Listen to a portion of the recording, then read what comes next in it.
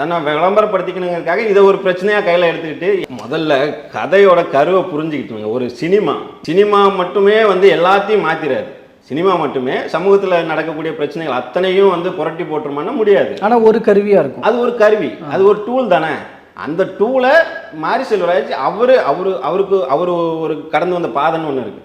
அவர் பட்ட வழிகள்லேருந்து தன்னோட அவர் கோபத்தை ஃபுல்லாக ஒரு ஆர்ட்டாக மாற்றி படமாக எடுக்கிறாரு. அந்த படத்தில் அவர் என்ன சொல்லணுங்கிறத நீங்கள் எப்படி தீர்மானிப்பீங்க?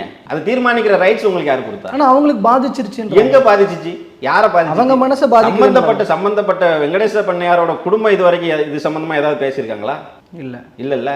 வீணா போனவன், விளம்பரம் இல்லாதவன், தன்னை விளம்பரப்படுத்திக்கணுங்கிறதுக்காக இதை ஒரு பிரச்சனையாக கையில் எடுத்துக்கிட்டு யாரெல்லாம் பேசுகிறா?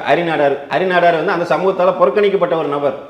நாடார் சமூகத்தில் எவ்வளோ நல்ல மனிதர்கள் வாழ்ந்து மறைஞ்ச ஒரு சமூகம் அது. ஐயா காமராஜர் மாதிரியான தலைவர்களை வந்து தனக்கு பின்னாடி அடையாளமாக போட்டுக்கிட்ட உனக்கு கொஞ்சமாவது அறிவு வேண்டாம்? தான் சொந்த சமூகத்தை எந்த வகையிலெல்லாம் முன்னேற்றணும்? அறிவால் முன்னேற்றணும், பொருளாதாரத்தில் முன்னேற்றணும், சமூக அங்கீகாரத்தில், அரசியல் ரீதியாக அவங்கள ஒரு இடத்துக்கு கொண்டு வரதுக்கு நீ வந்து என்னைக்காவது இந்த அரிநாடார் மாதிரி ஆட்கள்லாம் வந்து தனக்கான இடஒதுக்கீடுக்காக எங்கேயாவது கொடி பிடிச்சி போராட்டம் பண்ணியிருக்கானா? இவனுக்கு பிரச்சனையே என்னென்னா, பாரஞ்சித்து, மாரி செல்வராஜ் இந்த மாதிரி நபர்கள் வந்து புதுசாக அங்கே உள்ள வழியை சொல்லும்போது என் வழியை நான் சொல்கிறதுக்கு எனக்கு உரிமை இல்லையாங்க?